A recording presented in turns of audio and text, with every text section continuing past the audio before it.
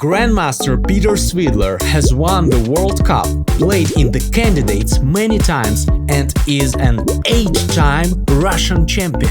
It's a pretty decent career. In this episode, Peter shared deep reflections on his illustrious career. The regrets I have are not...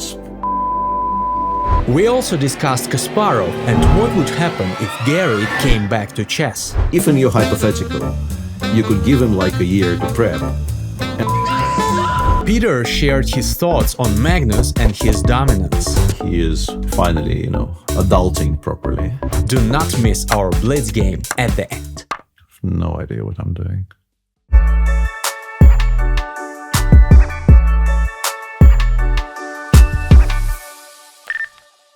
Hi, Peter. Thank you so much for joining me today. I'm excited to be having this conversation with you. Happy to be here. First question I have, how do you see yourself in the world of chess these days? Because you wear so many hats. Which one is the main these days? Not anymore, really.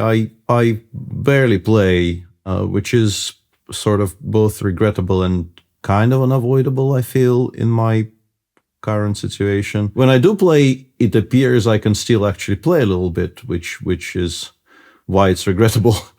I'm in this strange spot where I am very clearly not going to get invited to any particularly, that's not fair. There's degrees of strong tournaments, and there's definitely a category of strong tournaments where I can probably still get invited to. But, in my mind, I still have this obviously completely unattainable standard of what a strong tournament is, and those tournaments definitely will never invite me again for all kinds of reasons, all of them correct.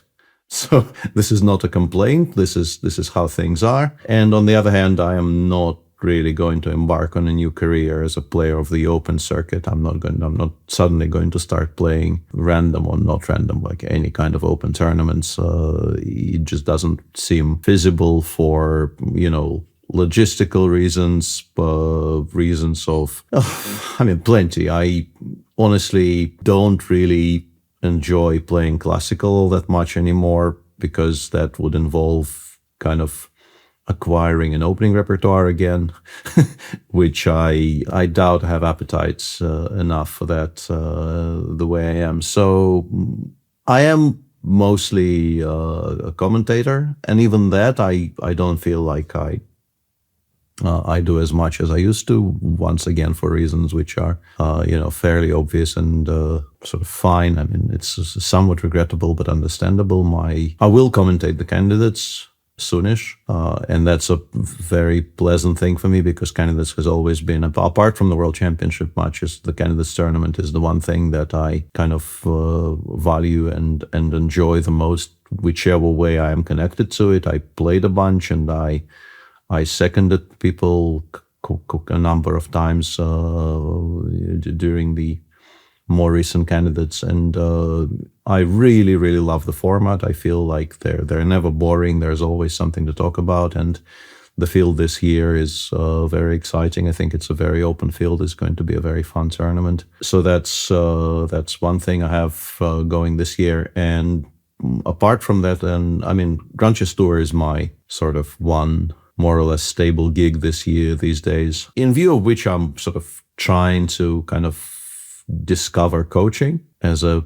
potential new avenue of kind of being in the chess world in some way, shape, or form. But people aren't complaining.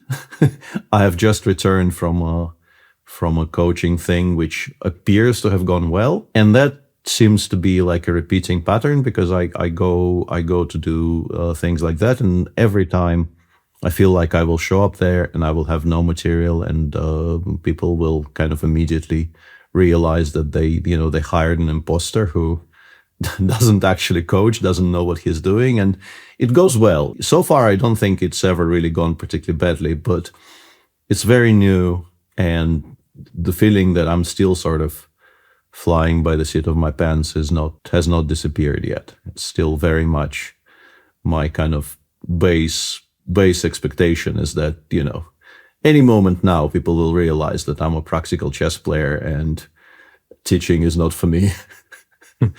but seems to be going okay. Well, you raised a number of very interesting topics that I want to discuss. First of all, I know you helped Prague in the previous edition of the candidates. How many times have you worked with some players as their second in the candidates? In the candidates specifically, I guess, depending on how we count Kazan 2011, because that wasn't a tournament, that was a series of matches. But I guess you should count it because they were candidate matches. That would be 3, I guess, because so I did that with Alexander Grishuk in Kazan, and we got to the final, and Sasha lost to Boris. The endless candidates of 2020, 2021, I was Team Alexeyenko then, and then Prague and Toronto. This time, so you're not helping anyone? No, this time I'm just commentating. Yeah, but that's even more important for the chess world. I'm looking forward to those streams. Obviously, when we upload this episode, the candidates will already be in full swing. Looking forward to that. You mentioned that for obvious reasons, you are not commentating as much as you used to. They are not at all obvious to me. What are they? Not that obvious. Well, I think they're mostly twofold. I guess to begin with, the merger that left chess.com as a dominant force on the market resulted in a situation where me and Jan, separately and together, were kind of top billing in a very, very strong roster of commentators when Chess24 was still a thing, right? But then when they merged, chess.com has its own fantastic roster of commentators. They were already there. And they don't really need more commentators. They already have an all-star lineup of people they can call on. That's one thing that absolutely did. And of course COVID, and of course many other things of a more sort of general nature. But in terms of specific things that happened in the chess world, for my personal commentary career, the merger was not great. I mean, nobody really should, this is not a consideration. Once again, this is not a complaint. This is just how the world is. The people chess.com has on their books are fantastic. I understand how this happens, and I had the feeling this was going to go the way it went, but things are the way they are. Plus, of course, hiring a Russian commentator past 2022 is a thing. Some people still do, but people who don't, I do not blame them one bit. That's how things are, I guess. Damn it, I mixed up my lines in the Sicilian again. Stupid opening. Stupid check. How to learn openings in chess. Chess reps.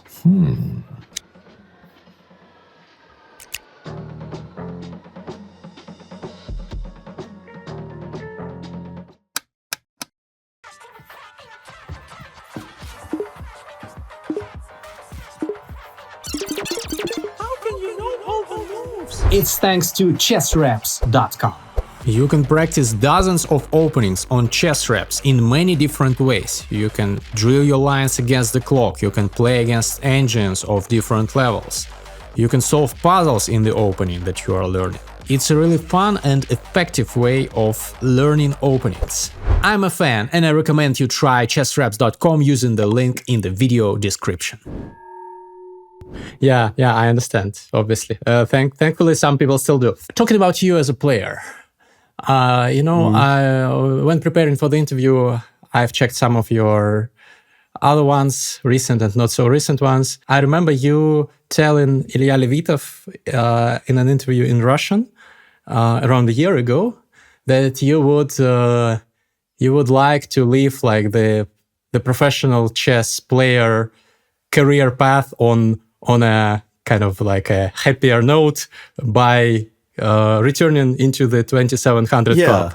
I wanted to ask about that, whether that's still a thing. That dream is kind of dead. And, not officially dead, but what happened to that was I got to 2698. I never got to 2798, especially not now, but not even when it was kind of conceivable. I got to 2698 by playing a bunch of events reasonably well. I had a chance to actually get there in the second edition of Sigemon, I think. I needed to beat Vincent Keimer in the final round, and I had a good chance to win that game, but I didn't. And then, I mean, I barely play. I don't have invites, and I don't actively go in search of invites. And then I got that invitation to play Erasmus in France.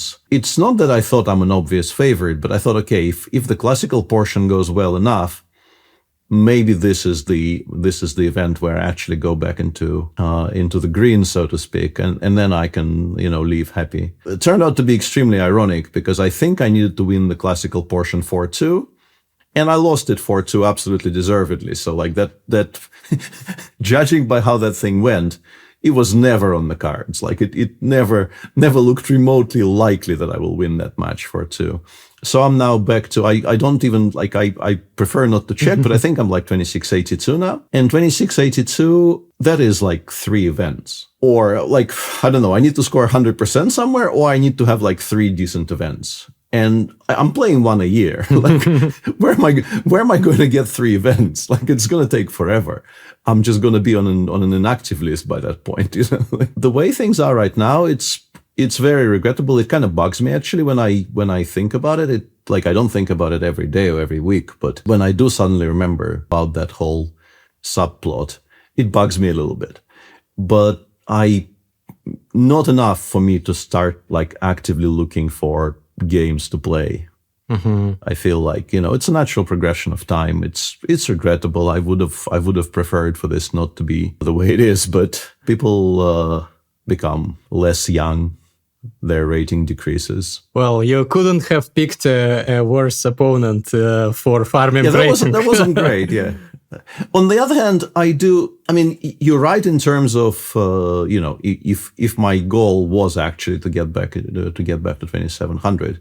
Yeah, playing Erasmus is probably not great. But from any other perspective, it was the correct thing for me to do because I've always enjoyed being properly challenged. And I knew when I was signing that contract that it's not going to be easy. I still thought I might have winning chances. I ended up winning the match, but that was a bit of a fluke. But I thought I should have decent chances in classical as well if my head cooperates. It didn't really cooperate all that well though, which is not a surprise because like it's very difficult to play like 1.5 events a year. Now that I am in that kind of mode, I can absolutely confirm it with 100% certainty. When you don't play for extremely long periods of time, you become unbelievably rusty. I used to think that like if I don't play for 3 months, I'm rusty.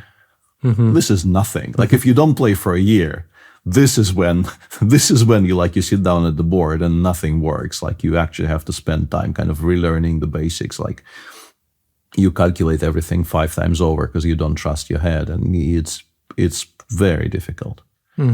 So calculation is one aspect of it. What else? Time management, calculation, but those things are kind of interconnected. Like because you feel like everything is slightly hazy, everything is kind of working slower than needed. You have much less instinctive trust in what your head is telling you. This results in you double and triple checking things which you would just assume are correct when you're in good working order. This results in time troubles, and it all compounds. Like it all piles on top of each other. So. Yeah, it's very, very difficult. And my most recent experience was as I mentioned, I just did a coaching gig. And as part of that coaching gig, the kids could, if they wanted, play some Blitz against me. And this was my second session with this bunch of kids. And last year, I did drop some points, but I felt pretty much in control. And okay, I'm not really tryharding. I'm playing like random openings. I'm not showing everything. But I felt like I'm still clearly sort of the person who, does the exam, not the person who is actually, being examined. And this year, I just got destroyed. Yes, they're all a year older. Yes, they're all slightly stronger than they were last year, maybe not even slightly. But it's hard to describe the degree to which I got absolutely destroyed by kids who I still feel like probably shouldn't beat me in Blitz games as consistently as they were beating me. But I haven't played I played this rapid tournament in Jerusalem, which I really enjoyed. And once again, a very strong field kind of does bring some of my best out of me. And it's a bit different, of course, when there are things properly motivating you. But apart from that, I haven't played in ages and ages. I no longer really play online for, once again, a variety of reasons. These reasons are maybe slightly less valid, but I don't. Anyway, whether they're valid or not, the end result is I no longer even play like titles or things like that. So all of these muscles are atrophying as we speak, So it's tough. Why don't you play online? What are the reasons? It's become more of a hassle. In simply in terms of the hoops you're supposed to jump through, coupled with the state of the internet in Russia. If it was just the 2 camera setup and the proctor and all the rest of it, it would be annoying, but you would understand why you were doing it. But when on top of all of that, you get like the last time I tried playing titled, I got first 3 rounds. I think I got disconnected 5 times, and then you get reconnected. Like the game doesn't end, you get reconnected, but you're like 20 seconds down, and you're playing 3-1 or whatever the time control is. Yeah, it's not great when you like randomly drop half a minute and you can't do anything about it. And I mean, obviously you can shop around for better internet connections or better software to support your internet connection, or there are obviously ways around it. There are people who are playing these tournaments in similar situations logistically to mine, and they seem to be doing fine. But yeah, my recent forays into that were sort of dispiriting enough for me not to try. And also, once again, this is like feels like the first half of this interview I'm just whining nonstop. But the machine we're doing this on now is like I finally got myself a new properly working computer, and now I'm actually sort of slightly considering maybe going back into streaming a little bit, not because I expect to suddenly become a streaming sensation, but it was very good for me during the COVID years. I really valued the outlet it gave me, in particular in 2021 when I was like half serious about streaming. There were people who would tune in fairly regularly. There were people who I could sort of talk to. There was like I was never big, but there was still a group of people who I sort of considered the community, and it was enjoyable, and it gave me something to do, and it gave me some additional structure when structure was kind of badly needed. Whenever I thought about this in the last couple of years, I ran into, apart from all the internal problems, I also ran into hardware problems because the previous machine was just dying, and it just wouldn't support any of the projects I could think of. And I am sort of very conservative in terms of changing hardware. I tend to kind of use stuff until it completely breaks down. Like I don't change phones until the phone I'm using no longer services as a phone. And it's very similar with laptops. Like I have 3 screens in front of me. One is like a very, very large external screen, which I love screens. I need to have more than one screen at all times. But apart from that, there's also like a smaller laptop on the side. And recently I did some research. Just people were asking me when I was buying this new laptop, people were asking me like how long were you using the previous one for? And I realized that like the proper machine I would take with me to tournaments was bought in 2020. And the one you can't see, which is just directly to the right of me right now, was bought in 2019, and I'm still using it. So I don't give up on hardware very easily, but the quote unquote working machine I used to have, it was just like collapsing. It needed to be replaced. It's finally now replaced. So I have less of an excuse not to try to stream or play or do something. Maybe it's in my future. Who knows? So first of all, that's amazing to hear that you are considering coming back into streaming. Guys, if you want to see Peter as a streamer, please drop a comment. If he sees many hundreds of comments from you guys, maybe that will be extra incentive for him. He will see that the populace has spoken.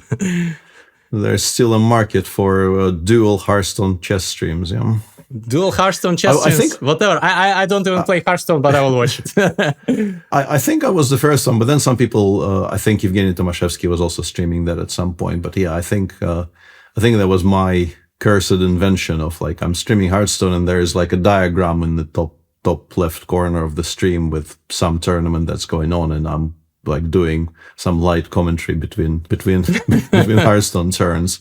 Those were good times, yeah. Nice. In a way. Hopefully that will happen again. And also congratulations on the new computer. I wonder how intensively you like work on chess these days. Obviously, you work with your mentees, people whom you train, and that is I guess, substantial work. But do you like... Apart from that, not very much, no. Not very much? I occasionally, things will catch my eye and I will like stumble onto some idea in a tournament I'm watching, or something will actually occur to me, which still happens every now and again. And I will feel enthused enough to do some opening work. But generally, like outside of coaching, my connection to chess, I'm still an absolutely obsessive watcher of live chess. If there is something going on, it will be open in a tab somewhere, and it will always be like any kind of a semi-relevant tournament that's like on a broadcast page on lichess or chess.com is going to be open in a tab somewhere. And I will constantly be checking what's going on there. But sort of working specifically for myself on like checking new things, or like, rebuilding some bits of non-existent repertoire. Not a lot of that is going on, to be fair. Yeah, that's understandable considering the fact that you don't play too much. Yeah, motivation. I don't play, and it's not great. Like I feel like that also obviously contributes to me kind of struggling to play well when I do have to play. That's how things are structured right now. Like in terms of consistent structure that my life has, it's basically dog walks and gym. And apart from that, not very much. You mentioned in a recent video where you were telling about the Soviet system of chess upbringing, that you think you lacked some discipline when you were younger, especially in terms of also physical training, if I'm not mistaken. Yeah, that is very clear. Yeah. So now you changed stuff. Well, it's become my favorite quote. In the past maybe month and a half, I was talking to my fitness coach, and he's a very interesting kind of non-standard guy. Lots of funky ideas in all kinds of directions, but we were as usual kind of comparing notes on exactly what is aching on that particular day. And he told me, what I realized, he said, your body is given to you as freeware until you're maybe 30, and then you have to start paying subscriptions. What you do with it while it's still freeware will very significantly impact how expensive those subscriptions are. So you should actually be paying attention to it while it's still free. And I obviously wasn't, which is why my current subscriptions are quite expensive. Like the sort of the physical regimen I'm on now is aimed at kind of fixing some of the problems the absolute lack of any structured physical activity created in the first, let's say, 40 years of my life. It definitely is helping both in like obvious physical terms, and also like you feel a bit better when you do stuff in that direction, this is a kind of a sort of a standard. Calling it a joke would probably be incorrect, a kind of a joke adjacent thing where people say that, this idea that somebody tells you they're depressed and you tell them sort of drink more water, take long walks, maybe work out every now and again. It's probably the most annoying thing you can say to somebody who is actually depressed. Annoyingly, it's also true. Like, you should never say that to people, because they know, and they're not doing it because depression is a thing. And if you're actually seriously clinically depressed, you just can't get to the gym because your state does not allow you to get to the gym. But if you could get to the gym, you would actually feel a little bit better, which is incredibly annoying because you would like the whole concept to be wrong, because those people are so unpleasant. You would like them to not be right on any level. The people who kind of dismiss depression and tell depressed people to just work out and like enjoy the sun, But they're not entirely wrong, regrettably. If you can actually manage to include that in your life, you will feel at least a little bit better. It's not going to solve every single problem, but it will, maybe for a short burst of time, it will actually improve your general outlook. So no, I should have done that. Should have began that a lot earlier. Have you considered what if you start working on chess very intensely, continue your physical training and make it even more maybe taxing, but also rewarding for your resilience and stuff. What if you get an invitation, let's say to, I don't know, Grand Chess Tour, and you go play the top guys there? How optimistic are you that if you work hard enough, you will compete with these guys on equal terms or better? I've done this a bunch I was never a full tour participant, but I am one of the most regular wildcards in the history of Grand Chess Tour, because I'm always there. Yeah. Because I've been doing commentary for them for a while. And that means that whenever some kind of a force majeure happens and they're kind of searching for somebody to step in, I'm very often just already at the venue, and I present a kind of a ready-made solution which doesn't require any additional logistics or anything, which is why I played a bunch of events as a wild card, mostly simply because they just suddenly had a free spot because somebody was taken ill or somebody suddenly had to change plans. I was rarely completely humiliated, but it never went particularly well. And with the passage of time, it's not like the statistics are not going to improve dramatically. If you put me in a classical Grand Chess Tour event in my current state, it's going to be very, very ugly, I think. If you give me, if you tell me I absolutely must play one in a year, and I have or half a year, whatever, and you give me fair warning and tell me that there's no way to say no to that particular invitation, and here's your 6 months to prepare, I feel like I might do okay, one-off event. In particular, I think in shorter time controls, if I play myself into some kind of a fighting shape, my results in Rapid and Blitz tournaments seem to be holding up still. Although I haven't played the World Championship in the past couple of years, and I don't know how that will go. But generally, I think the fall off has not been as steep in the shorter time controls. Classical will. The problem is I just in particular compared to that field, I just have no openings. Either I would need to kind of accept that I'm playing sort of for 9 draws as a kind of a best result because I will never have anything with white and I'm trying to survive with black and maybe people overpress against me. But that never has, this is a style which is possible but never particularly appealed to me. If I choose to play chess, I play chess to have fun. I don't want to, grind for 50% result against a strong field. I've done this sort of, my entire career is 50% adjacent results against strong fields, What's new and interesting about that? And starting from, 20, I guess maybe 18-ish onwards, sort of my entire reason for continuing to play chess became so that I can try new things, so that I can, play openings I've never played, play in a way that maybe I never kind of played because I was much more results orientated. And I sort of cared about the expected value of things I'm doing a lot more than maybe I do now, because now there's really nothing that what do I care about the 5 rating points in particular now that I'm below 2,700? What do I care about it? The competitive part of my career is over. What is left is I still love the game very much.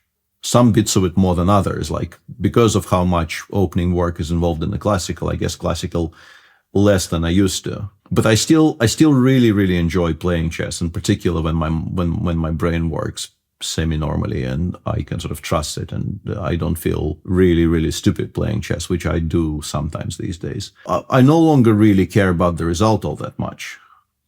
Which is a freedom. It's a very freeing feeling when you can just actually tell yourself you're here to express yourself, you're here to do a thing that you've dedicated your life to, and try to do things you haven't done yet. And this is why we kind of we moved on a little bit. But this is why, for instance, I really like playing against this new generation of kids. This is why the invitation to play specifically Erdogmush was interesting to me. It's a chance to play against somebody who the expectation is he will be very, very good. Obviously, nothing is ever guaranteed, but the expectation is he will be potentially one of the modern greats. And yes, he's still 14, so a bigger challenge would be to play him when he's 17 and nobody gives me a single chance. But still, the invitation came where it came. And I got excited because it gives me an opportunity to play against somebody from a whole new generation who is already pretty good. This always was maybe the most interesting thing for me in chess, because I was never really particularly, even in the years when I was very competitive, I never set myself specific goals, and I always, like, the format I enjoyed the most was playing extremely strong oppositions, like elite round robins. I've never done outside of Russian superfinals, which, depending on whether you want to count them or not, my results in elite round robins are, I would describe as fine. Like, they're not horrible, but I haven't won very many. It's not spectacular by any means. But it's always been what I enjoyed the most, because I like the idea of competing against the very best in the world and seeing how I measure up against those fields. And okay, that is no longer available, but whichever brings me the closest to that feeling, like playing the up and coming kids. Like, I did quite well in the two Sigemans that I got invited to in 23 and 24, right? Half the fields were the top kids. Like in 23, I played Arjun and Gukesh, and in 24, there was Keimer, and I think Arjun again, right? And Noribek was playing in the tournament as well. That's still very exciting for me, because I want to try myself against those people. I want to see if I can still hang with those people, because, you know, I'm commentating on them enough to realize just how good they are. So if you give me a chance to play games against them, I will actually get properly excited about that. Remembering with difficulty where we began, your hypothetical about me suddenly getting a GCT invite. I think it's not absolutely foretold that I will get horribly humiliated, but every year it's getting harder. And those fields are very, very tough. I mean, I can still picture myself randomly binking some Rapid and Blitz event and finishing somewhere in the upper half and being very happy about it. But there will be a feeling that is a bit of a fluke. I wonder how Gary would do if he started working on chess really seriously. We've seen him defeat Vichy in Chess 960 recently. I'm always at least a little bit involved when he has his one tournament a year, which is pretty much always 960 these days. I tend to be one of the people who plays some training games against him. I pretty much never get to 50%. Obviously, this is not a reliable metric, but it should tell your viewers something. I'm still a sort of semi-active chess player, rated around 2700. It's very difficult against him when there is no pressure on him. But then he gets to a tournament setting where there's eyes on him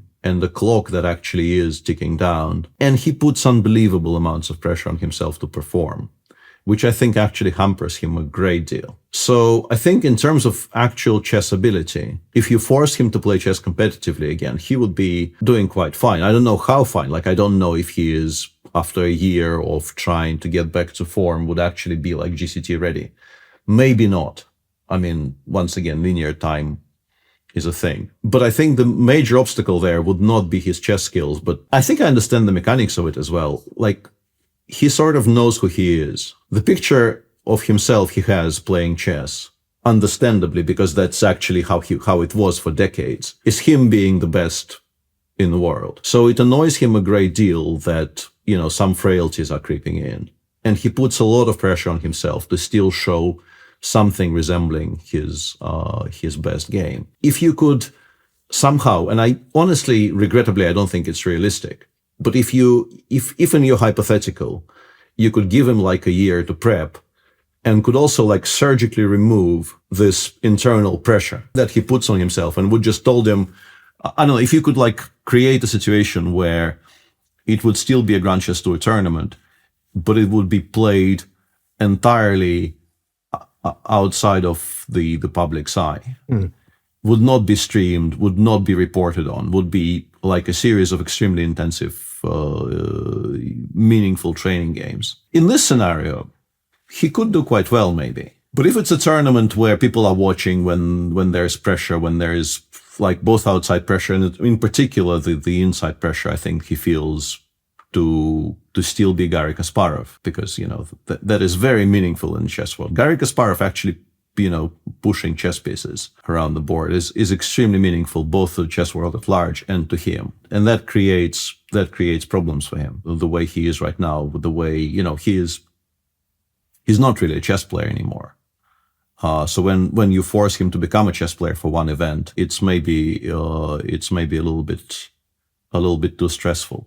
But in terms of pure chess ability, even now at the age of whatever it is now, 60 something, he is still exceptionally good. Of this I have absolutely no doubt. Oh, hello there. Hello there.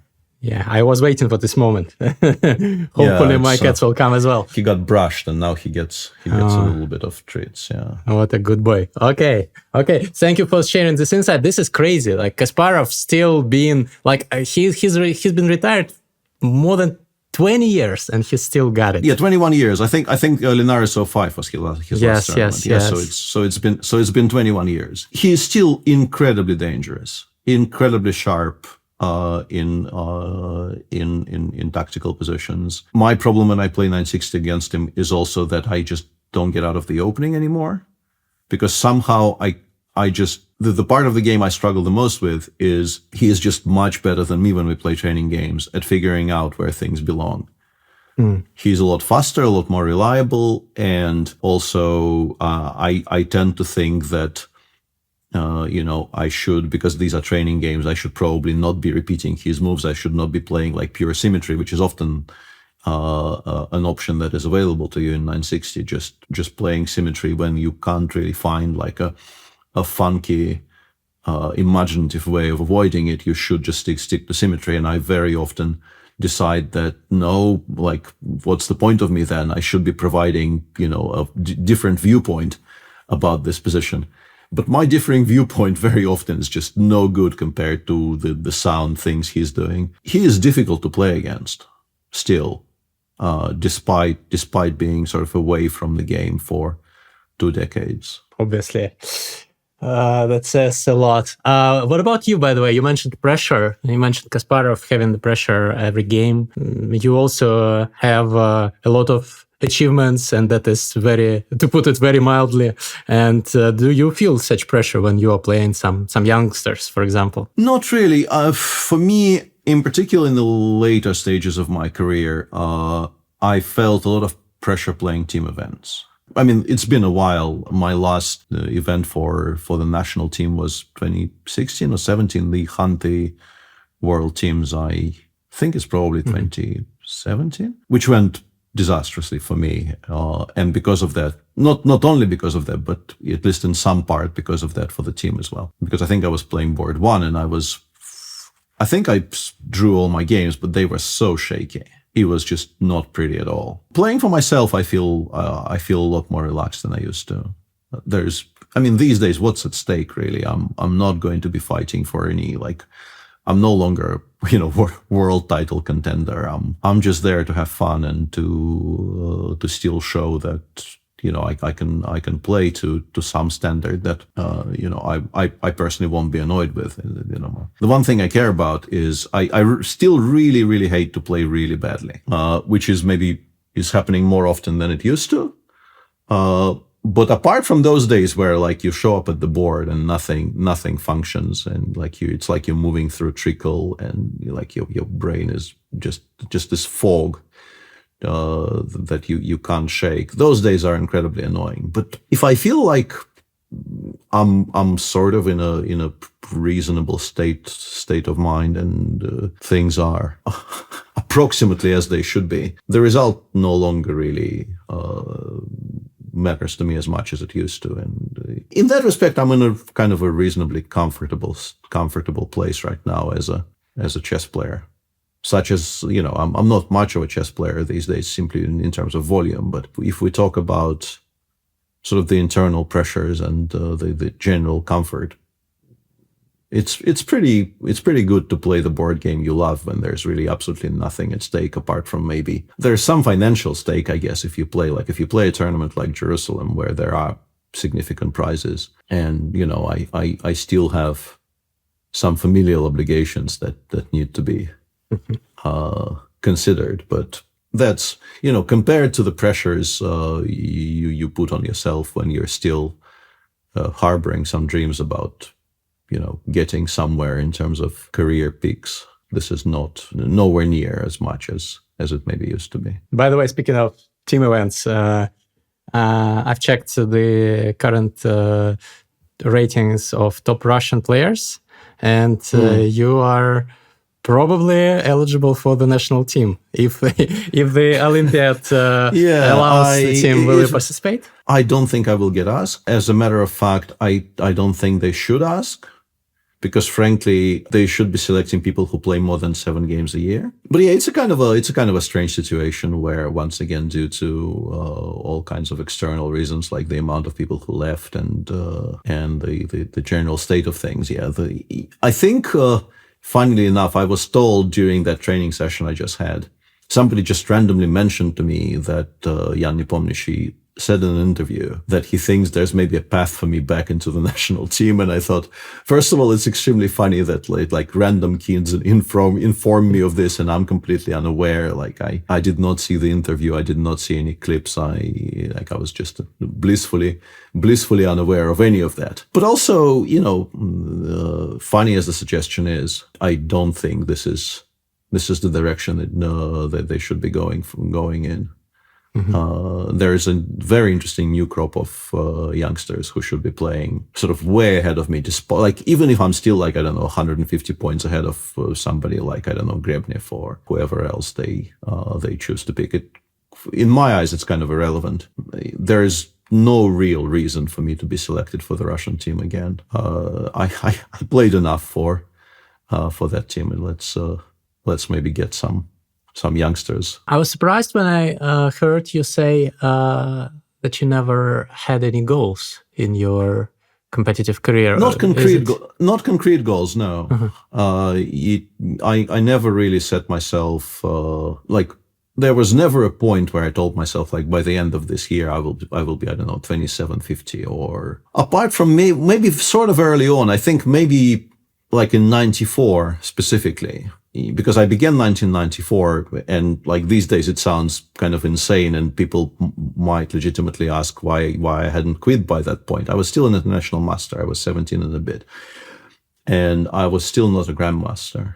And in 93, I got 0 norms, even though it felt like maybe I should start getting norms by that point, because my play, I was rated around 2500. Once again, kind of really funny to say now for a 17-year-old who was considered pretty promising. And it was maybe even borne out by my further career. But to suggest that, somebody would be considered promising who is rated 2517 is...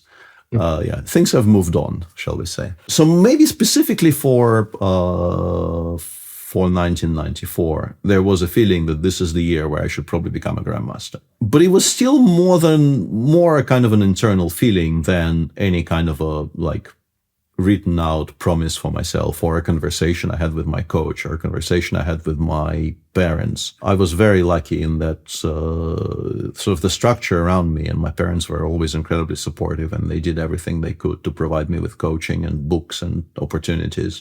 But there was never really any formal pressure for me to achieve things faster. They just sort of trusted in the process. And Andrei Lukin, who by that point was working with me, was also he kind of felt that there's promise there. We were just working on chess. We were improving the repertoire, adding new openings, just there was consistent work on self-improvement, but there was never any specific push to get somewhere faster or immediately or anything like that. But once I became a grandmaster, I honestly cannot remember a single point in my career from that moment on where I had formal goals. I never really saw myself as somebody who, is motivated by the idea of becoming the world champion. It's not that I didn't want to. I don't think anybody who gets to my level of play is sort of entirely uninterested in the idea of becoming world champion. I don't think that's natural. But pretty clearly never really kind of reorganized my life in order to maximize those chances. I lived a reasonably full life. It went the way it went. I never sort of connected. It's a kind of a strange topic because, once again, I'm sort of observing it from the side, and maybe actually, if you ask people who have gotten there, they will say that they also didn't really cancel any plans or didn't really structure structure their life outside of chess in any specific way. They were just like working harder than I was. And this part will be true. I mean, like I've worked enough with Kramnik, and I did some sessions with Vishy, and I know how people who actually became world champions work, and I never worked like that. That part absolutely is true. But I also feel like they, much more than me, had this idea that their life is supposed to go in that particular direction. And they perhaps were choosing some things with that in mind. Whereas for me, I've always been sort of very content to live the life the way it feels comfortable, and to take chess sort of as it comes. The idea always was that, hopefully today I am a slightly more complete player than I was yesterday. Hopefully today I have learned one more thing somewhere. I've done something to make myself a better player, and that's enough. And if it ends up bringing me the successes that I want, good. If it doesn't, also okay, sort of. That approach got me to where I am, and apart from having never played a world championship much, I don't think I have much to complain about, frankly. It's a pretty decent career. Once again, you can quibble with things like I would have liked very much to have won, I don't know, one Linares or one Vaikanze, and I never came close in either of those two cases. But I got to whatever it was, number 4 in the rating list, I think a couple of times in the era where there were always a lot of very strong players. So that's not bad. I won one World Cup, and my general World Cup record is pretty decent. I would have very much liked to have won the second one as well. And that is maybe the one thing that very much still stings. If you ask me at 14, if you tell me World Cups didn't exist then, but if you tell me as a 14-year-old boy that I will win like 1.5 World Cup, I think I'll take it at 14. I'll think, that sounds like a pretty successful career. Why not? I'm sort of fine with how it played out. The regrets I have are not those regrets. Like I am like genuinely very upset that I did not start, thinking about the subscription to the non-freeware version of that meat sack a bit earlier. That would have improved my life a great deal, Mm-hmm. more than I don't know, working on chess 8 hours a day every day, I suspect. Thank you for sharing all this. I assume that you, when you say that you maybe were not as obsessed with just doing chess as some of your peers, you mean that you had lots of other hobbies and activities that you did not want to sacrifice. And basically I lived exactly the kind of a life that felt comfortable. I had hobbies. I had private life was not kind of entirely subjugated, if that's the word, to the pursuit of the maximum success. It just felt like, I have a job that I love. Even calling it a job, it feels a little bit unfair because, my parents showed me a board game when I was 6, and I'm still playing that board game and I'm still enjoying it a great deal. So as somebody who has kids now, and this is like a refrain that I repeat all the time, that as somebody who has reasonably grown-up kids by this point, I am so envious of my parents. They did not have to think about anything. I mean, they still. That's slightly unfair. Like they still needed to figure out how to help me the most, and they were incredibly supportive. This is like, I am not diminishing their role. I grew up a very happy, well-adjusted child. I was loved. That's what you want out of your parents, really. Like that is the important bit. Everything else is kind of much, much less important. But also to have a child who just like, you kind of know what he will do for the rest of his life by the time he's like 14. And it seems to be working out. And it's actually, apart from being something he loves, is also a reasonably well-paying job.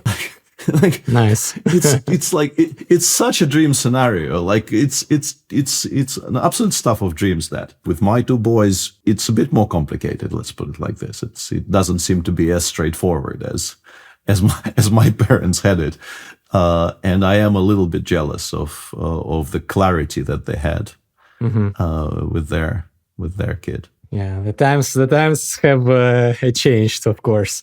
Do you think it's possible even today to to be as well read, for example, as you are, and be in top 5 of the world of chess, to have as many hobbies and interests, to not sacrifice everything, lay everything on the altar of chess training, rigorous every day, 8 hours? I mean, Jan is right. Jan is right there, right? He's no longer top 5, but he might be top 5 again at some point. Like it wouldn't. I don't think it would surprise anybody if Jan kind of recovered from the current. I guess it's not entirely unfair to call it a slump, which is once again entirely understandable when you either play World Championship matches or prepare for the World Championship matches for 5 years straight, and then you suddenly find yourself having to play kind of quote-unquote normal chess again. I think many people will find it difficult to adjust back to the previous state of things. But I mean, Jan is unbelievably widely read and a very, very kind of interesting person with a lot of similar hobbies to mine, actually. He actually showed me Hearthstone. Curse him. Like, if not for him, I would not have that thing, dominate my life for the last, whatever it is, 12 years. But yeah, so, I mean, the examples there will not be very many examples of a kind of a person you're describing, but it's not impossible. I don't think it's entirely impossible. I think it also, it might not be a total surprise that if you count myself in, like, I actually sort of count Jan more than I count myself, because he achieved more than I have, purely in terms of, like, I mean, he played a bunch of World Championship matches. I haven't. That sort of the beginning and the end of it. But I don't think it's, if you talk about us both, I don't think it's a surprise in that conversation that this is two people from very similar, very, I think, specific Soviet backgrounds, where, reading was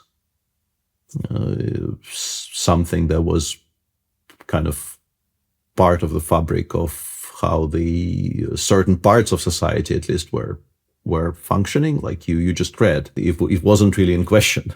People with a certain background were extremely likely to grow up sort of exactly the kind of a kid. And I mean, we are two very different people, but we are also pretty similar in some respects. And I don't think it's a surprise that this is the background that results in that kind of a person. And it's maybe less likely if you look at the current crop of, like, both the Western players and also in particular the current crop of young Indian players, who very often will just become chess professionals by the age of, 10. Mm-hmm. There's still some school going on, but it's absolutely very much after all the chess work is done, you might still do some school, and you're not really investing too much time and too much effort into finding non-chess related hobbies. But it's, as you said, like, times have moved on, and also these are very different circumstances. But I still feel that if you're looking for circumstances which might create a kind of a chess player who also reads all the time and has hobbies and has the kind of an outlook that we're discussing, you're probably going back a generation or two, and then probably you're much more likely to find those as products of the Soviet upbringing rather than any other upbringing. So probably not a lot of that going forward, yeah? We are probably a kind of a soon-to-be extinct breed of a person. Which is, I mean, fine. Going the way of the dodo. Oh, yeah, like we are going in that direction. A very philosophical turn of discussion. Since we're discussing time, I think my last question will be about the future of chess, and in particular, I'm wondering, like, we discussed Kasparov and how he still can play chess at the highest level. I wonder what you think about Magnus, whom you also competed with. especially like whom you defeated in the legendary 2013 candidates tournament. So how do you think, how long will he stay number one? And how do you think the chess world will look like once he is dethroned? Dethroned, I mean, from the number one rating spot, because it's not clear. Yeah, we're in a kind of a strange spot as a game right now, because he still is. I mean, his dominance is perhaps less pronounced than during some of his best years, where really nobody could touch him. But even now, this is not a topical podcast, as you mentioned, but because it starts in a week, we are now in the situation where for about 10 years straight, once he won his first match against Vishy, it will feel a bit unfair to Vishy, but still, like this is, I guess, a feeling that will be recognizable to many, that you would play the candidates tournament, but you would still feel that like it's extremely important to win it, and it's like it's a once in a lifetime perhaps opportunity to play. It's a pinnacle of your career to play a world championship match, but there is still a kind of a final boss at the end of it, right? The candidates is very much like a prep battle for the final boss that awaits you in the final. And now that he is sort of gone from the cycle, the whole thing feels a lot more open. I absolutely do not want to say. I mean, Gukesh is a tremendous player. He is currently going through things, obviously. Like the way he's playing right now is nowhere near the way he was playing in 2023, 2024. Something is clearly not clicking for him. But there's still no doubt that he's a very, very strong player. But still, all that being said, winning the candidates in the current situation, and that was also true, I guess, when Gukesh was winning Toronto to play Ding, you felt like if you actually go through that particular crucible and you emerge victorious from the candidates, your shot at the title is sort of the best it's been for 10 plus years, because there is no Magnus there, right? I don't think it's entirely unfair to either Ding or Gukesh to say that, because I think it's just sort of a factual statement, right? It might sound critical to the current crop, but it's not. It's just Magnus is Magnus. It's a bit strange that he's sort of still around, but we have this situation where the cycle is going independently from him. How long? I mean, in terms of his longevity, I think as long as he is, that's actually also maybe not very true. Because I really like the current crop. Things that, let's say, Noribek is showing right now, or I don't know, Prague for the most part of 2025. It feels like they are getting better at such a rate, and they're still incredibly young. I don't think it's unreasonable to, I keep on sort of jumping back and forth to parts of this answer, but like I wanted to say that Magnus will be number one for as long as he cares to be number one. It seemed like a reasonable answer for a moment there. And then I thought, I'm not 100% sure that's true anymore, because I think some of these guys might actually get to a point where they will be very, very dangerous opponents for him, even if he does refocus and decides that it matters a great deal to him to stay at the top. But I mean, so far, I would still take him over. Like the gap is not as wide as it used to be, for sure, but I would still take him over pretty much anybody you could put up against him. And I think it's probably going to be true for a bit. For, I don't know, a couple of years for sure, maybe longer, I don't know. Mm-hmm. But yeah, it's a lot more of an open question than it used to be. Both because I think he is sort of slightly drifting away. He's still very good. There are still events which he cares about a great deal, World Rapid and Blitz being obviously one of them. And generally, I don't think he is capable of playing chess and not wanting very badly to win every game. I think it's just not in his nature. But, compared to his absolute prime, I think he is also kind of, his life is a lot fuller now than it used to be. There are things in it which weren't there before. He is now a dad, and he is finally, adulting properly. Which, I wish him luck. Adulting is not as fun as I used to think when I was a kid. Not a huge fan of adulting. Thanks for sharing your thoughts, Peter. As a tradition, at the end of this podcast, I challenge my guests to a time odds Blitz game. Usually, top players give me 1 against 5. 1 minute against 5. Would that work? That's going to be extremely embarrassing, but yeah, we can try for sure. Like my mouse speed and my general speed of brain is Yeah, 1 against 5 is going to be a challenge, but we can definitely try if I can actually log on to a platform of of choice, whatever that platform might be. Yes, Banter Blitz. That brings up memories. Yeah. Okay. A minute. I mean, I'm absolutely doomed here, but let's try this anyway. Ooh. Okay.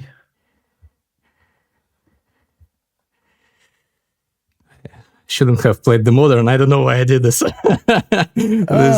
don't have a repertoire against this anyway. I'm just like clicking buttons. I'm already 4 seconds. Yeah, normal players would actually be still on like, I don't know. I don't know about that. What am I doing? Misclicking every move.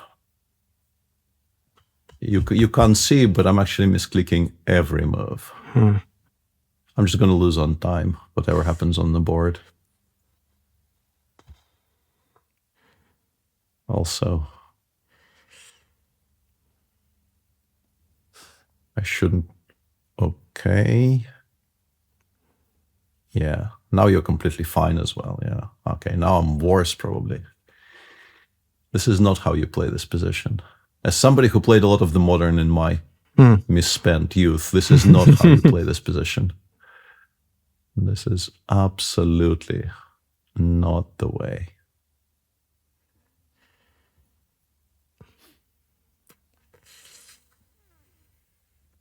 Not the way.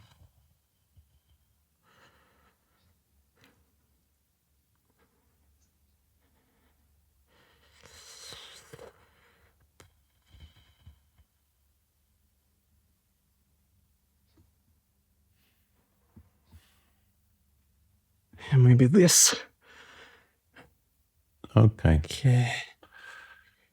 Trying not to resign immediately somehow.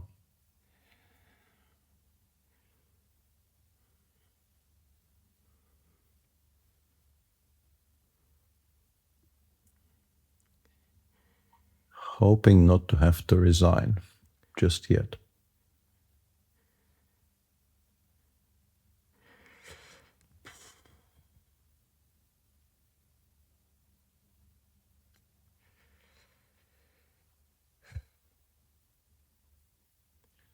But this is desperately slow. This is just never going to work.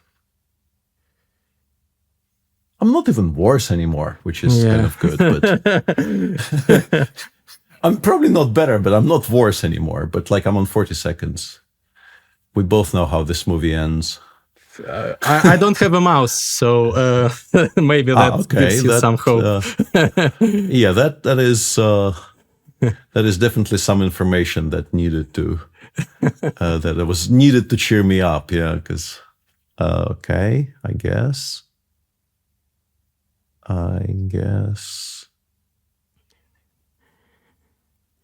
Yeah. Back to being a bit worse, maybe, actually. Me, I mean, not you. I trust your assessment of the position. Yeah, okay. I don't know.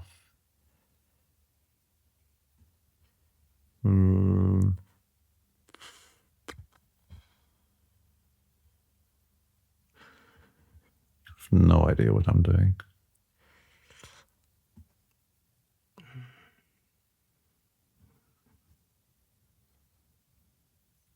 I have no idea what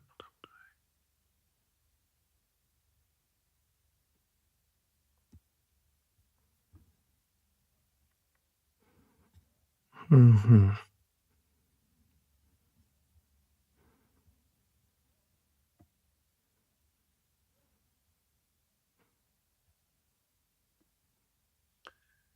Yeah. What do they say? Pride comes before the fall. I should never have agreed to 1 against 5. It's just a horrendous misunderstanding of the power imbalance in this match. Why am I giving odds? I should be taking odds here. Like, okay, now it's probably. What world am I supposed to be giving time odds in my current state? This is laughable. You probably your strategy is working. I'm getting distracted. Yeah, I mean, obviously, my chances like either what used to be called a dirty flag, or me being more used to talking while playing. Okay. I don't see any other pluses for my situation.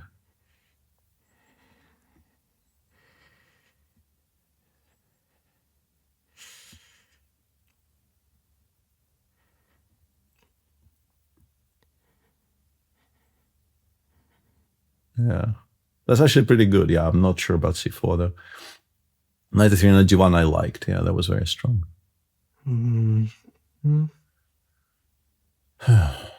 11 seconds. 11 seconds.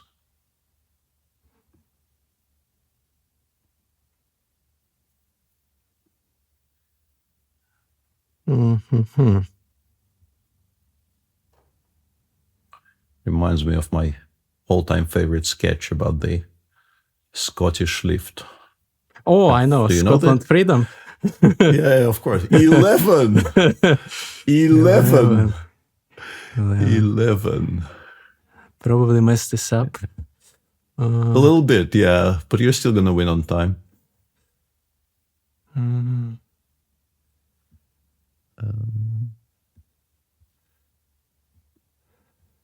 What am I doing? Okay, checkmate is not Being threatened, yeah. Being threatened. is not what I want. Okay. I don't know.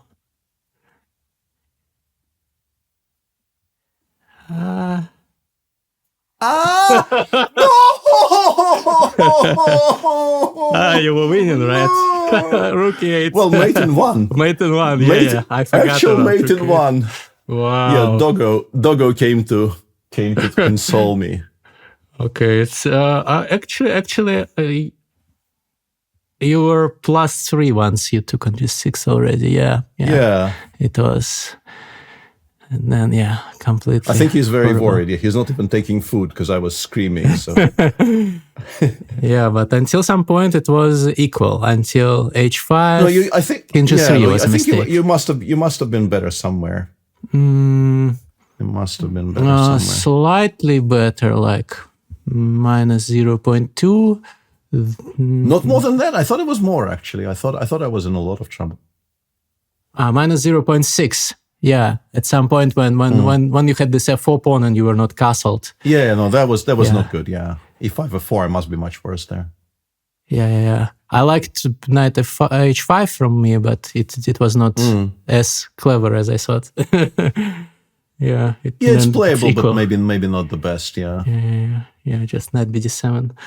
And thank you, Peter, for this conversation. Guys, don't forget to hit the like button and write your thoughts in the comments. Maybe some philosophical thought about time, maybe something about the future of chess, maybe something about how you want Peter to come back to streaming and do banter blitz and be more trained next time and demolish me. Okay, we'll see about that. And yeah, thanks. It was a nice conversation, and here's some more of the dog instead of me. Oh, Yeah. Off you go. This is the best ending for this video. Thank you again. Okay. Bye. Bye.